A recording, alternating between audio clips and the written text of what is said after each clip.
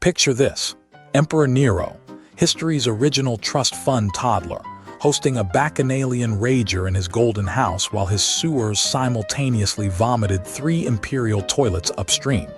You think modern billionaires building submarines out of expired GameStop coupons is peak idiocy. Nero's engineers designed a 1,000,000-square-foot pleasure dome with a revolving dining room fed by slave-turned hamster wheels, and then piped all its slurry directly into the Marcio aqueduct, the same aqueduct supplying the temple of Jupiter Capitolinus holy water fonts. You couldn't make this up if you snorted Mount Vesuvius ashes. Here's the dark comedy. Rome's greatest builders installed Greek marble floor heating so advanced it'd give modern HVAC techs panic attacks, yet forgot to account for basic fluid dynamics. By dessert course, sewage geysers erupted beneath VIP couches, flooding the sacred temple of Claudius, which Nero had just repurposed as his foyer decor. Forget cancel culture. This was actual culture, drowning Rome's pantheon in literal imperial piss. Archaeologists found lead pipes stamped, property of Nero's Domus Aurea, clogged with fatty gladiator banquet scraps. This wasn't plumbing. It was a biohazard Jackson Pollock painting. Modern analogy: imagine Jeff Bezos builds a $500 billion mansion over Grand Central Terminal, installs champagne bidets on every floor, and his waste tanks drain directly into Disneyland's It's a Small World ride. Nero's golden house spanned 4 of Rome's 7 hills like a drunkard's Monopoly board, featuring that 200-foot naked self-portrait statue, but the entire complex lasted less seasons than Netflix's Emily in Paris. Why? Because engineering rule 1, don't build your cesspool upstream from civilization's water supply, got sacrificed for gold leaf toilet seats too shiny to resist. The peak absurdity: Nero's artificial lake, the centerpiece where senators rowed boats beneath his balcony serenades, was later drained to build the Colosseum. Turns out the Flavian dynasty took one look at that mosquito-infested puddle and went, "Let's house 50,000 screaming fans where Nero stored his crocodile collection," as the ultimate Roman ratio gigachad move. His entire legacy got bulldozed into a theme park for slaughtering exotic animals, proving even stone can smell desperation. Worst yet, the palaces, magnificent spas, used the Aqua Claudia's pristine alpine waters, but Nero's slaves dumped wine-drenched vomit back into the system. By 68 AD, plebeians revolted not against tyranny, but because Nero's drainage sabotage turned their bread dole into bread mold. The Senate voted his death warrant not for burning Christians, but for making the Tiber taste like bad frat house tequila. So let me summarize Nero's urban planning with one trenchant visual. His golden house had advanced rotating ceilings depicting zodiac signs because Nero demanded his dinner parties needed atmospheric. That spinning marble monstrosity, the world's first rotating rooftop, ran on slave-powered hamster wheels hidden behind frescoes of his face. Imagine a narcissist's version of the Space Needle, except instead of progress, it symbolized crushing plebeian spines for bougie aesthetic spins. Modern billionaires build panic rooms. Nero installed panic ceilings to avoid eye contact with reality's consequences. But let's dissect that artificial lake first, Nero's liquid insecurity project. While Rome's plebs queued for water at communal fountains, the emperor hijacked the Aqua Annio Novus aqueduct to fill his backyard pond. That's like Elon Musk rerouting California's drought reserves to fill a synchronized swimming pool for his pet cyborg dolphin. Except Nero's innovation involved concrete dikes so shoddily engineered, neighboring Subura slums flooded weekly with his runoff. The Jubilee River flood scheme in England, built in the 2000s, failed less catastrophically than Nero's 2,000-year-old glorified birdbath. The lake's true purpose: narcissism masked as naval theater. Nero would reenact mythological sea battles with actual ships, while the real battle was plebeians downstream brewing dysentery cocktails from his sewage. Yet he blamed Christians for contaminating the water, which is like McDonald's accusing kale farmers of obesity epidemics. His solution: divert more aqueducts toward flushing his wine cellars. Classic Roman logic. When infrastructure collapses, double down on decadence. Now the engineering atrocity Olympics, the Golden House's indoor waterfalls. While fire ravaged Rome in 64 AD, his architects tapped the Aqua Marcia aqueduct to create domestic cascades in his banquet halls. That's Chernobyl-level prioritization, installing glacial misters in your panic palace while families outside burn like discarded toga scraps. Compare it to Dubai's Ski Dubai, an indoor ski slope in a desert, except Nero's version violated 7 environmental edicts and displaced 8,000 families for better acoustics during his spoken-word poetry nights. The backlash.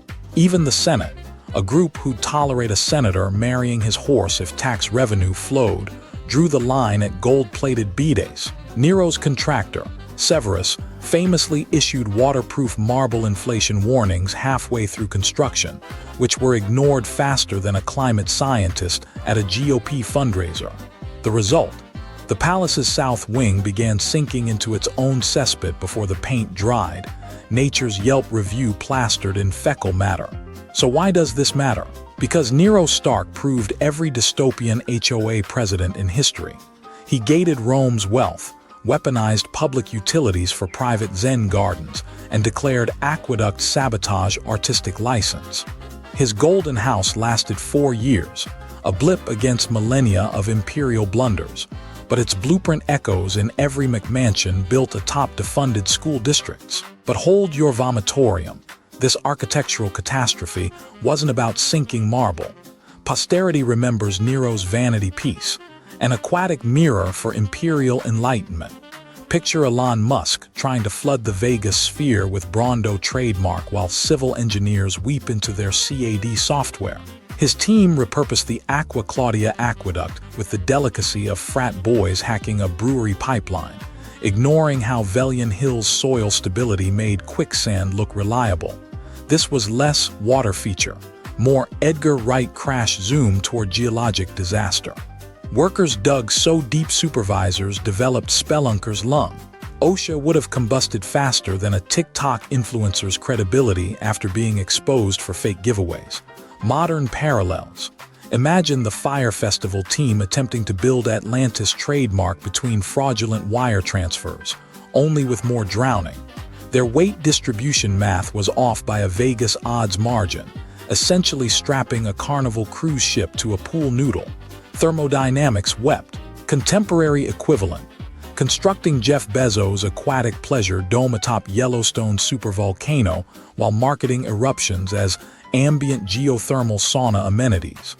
The lake's hydrostatic pressure triggered Esquiline Hill landslides that erased half a Subura district, nature's shitpost carved in mudslides. Why?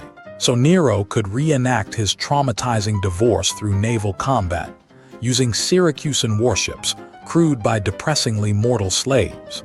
Official chronicles listed casualties as participatory audience commortality experiences. Contractors delivered progress reports with the confidence of a Zuckerberg metaverse demo. Most August Caesar, our tensile strength currently rivals overcooked fettuccine.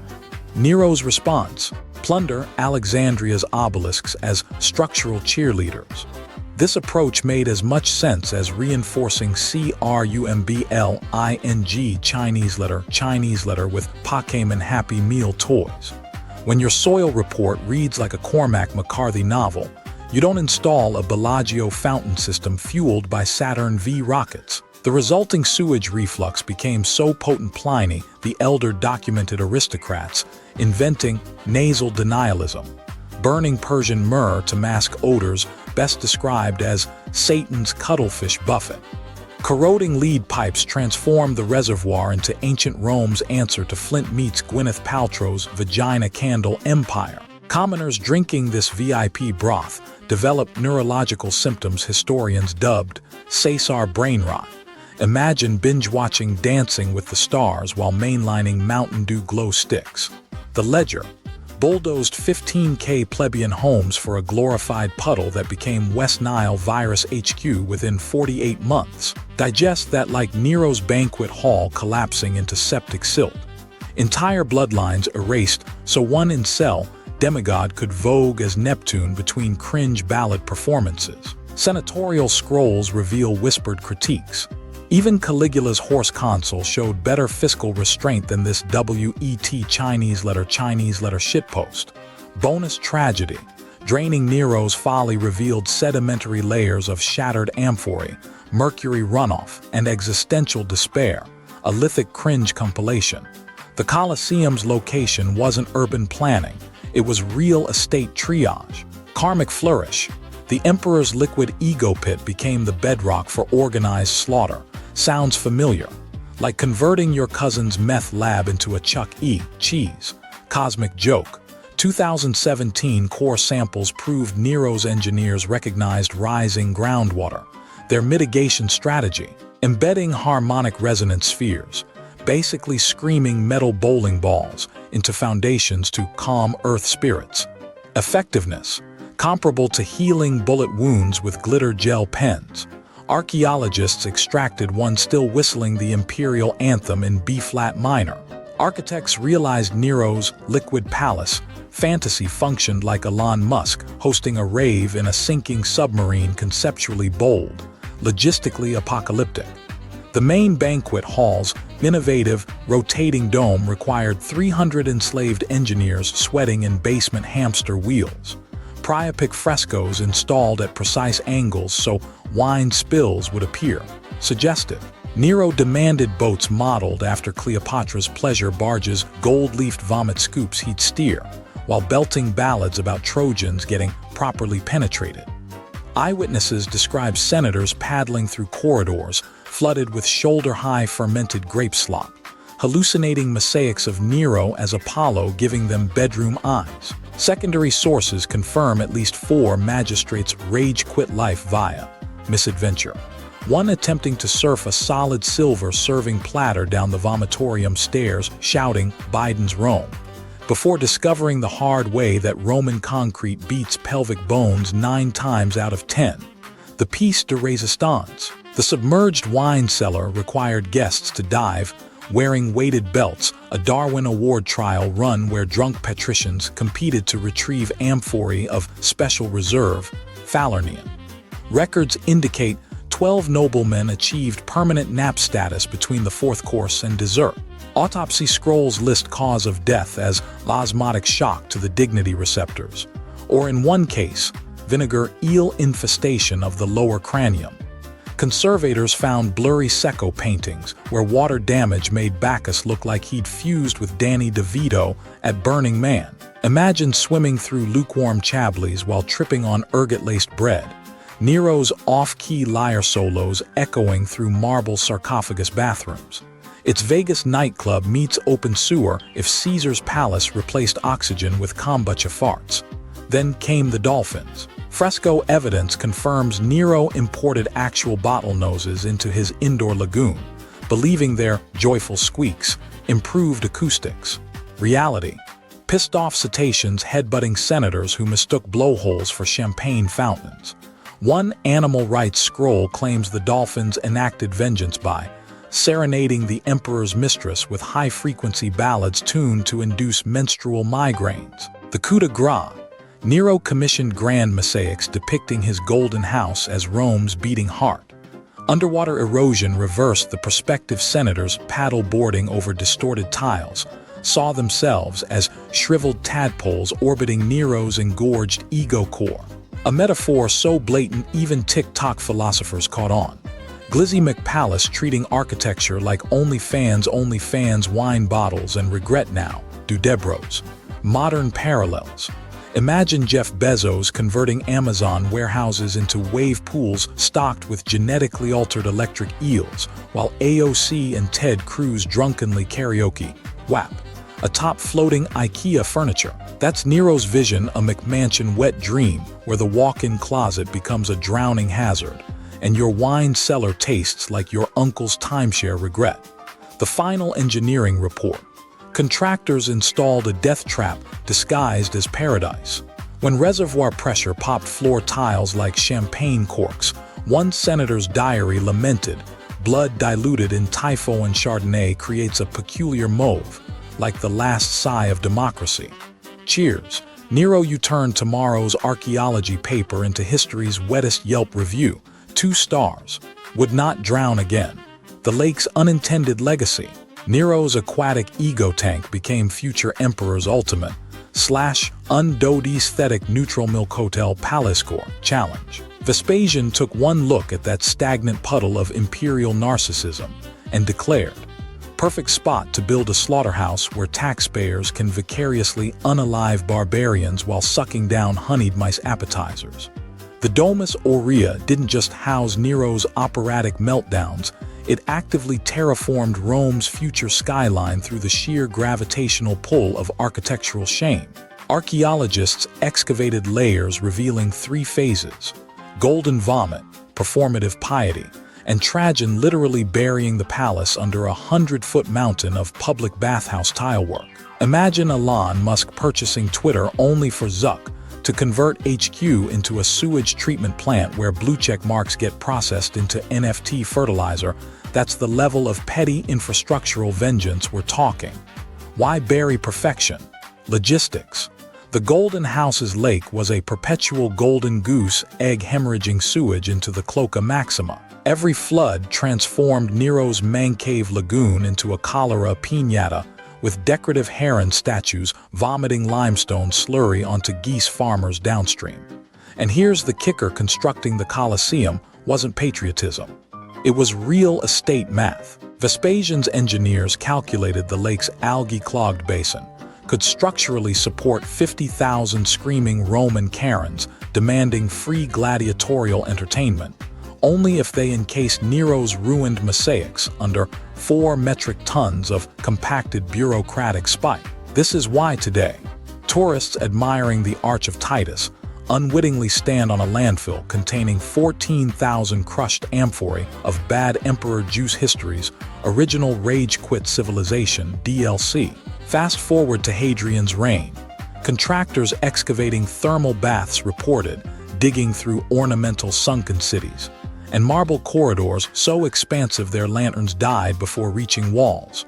Dark humor bonus. The baths of Trajan accidentally used Nero's original sewer schematics, meaning senators relaxing in saunas were technically marinating in 200-year-old Golden House bathwater filtered through a collapsed dolphinarium. Modern parallel. Inhaling asbestos at your cousin's renovated asbestos factory loft while sipping gluten-free pumpkin spice kombucha. The toxic past always seeps through the quartz countertops of progress. The Colosseum itself, a monument to anxiety displacement. Every vomitorium arch screamed Vespasian's unspoken panic. Stop remembering Nero's cringe pool party look. Lions eating prisoners. It worked because humanity's 3 brain cells cycle through distraction loops like luxury, yacht, moral outrage, bread, and circuses. This explains why the Flavian amphitheater's hypogeum tunnels backfilled so frequently. Centuries of emperors dumping civic pride atop structural insecurity created geological strata rivaling the Grand Canyon's self-help section. Final irony. Nero's lake seeded Rome's first functional reservoirs. That engineered nightmare became medieval aqueduct foundations still pumping water today. Future dictators historically pivot from flamboyant villainy to utility brand fascism, like Cannae rebranding antisemitism as minimalist Yeezy pantry organization systems. Mussolini even excavated the Golden House in 1929, hoping to photographically document Nero's swag for fascist inspo. Instead discovered wall frescoes so pink and florid, they made his black shirts question collective sexuality. Whoops. Thus concludes the circle of architectural cell phones. Be petty enough to commodify your predecessor's shame into civic infrastructure, but never wise enough to escape becoming tomorrow's septic tank punchline. Humanity's skylines aren't planned, they're psychological landfill, where each generation dumps daddy issues under Home Depot marble veneers. CTA. Smash that thumbs up before we bury your nostalgia under the next hyperfixation landfill's parking lot.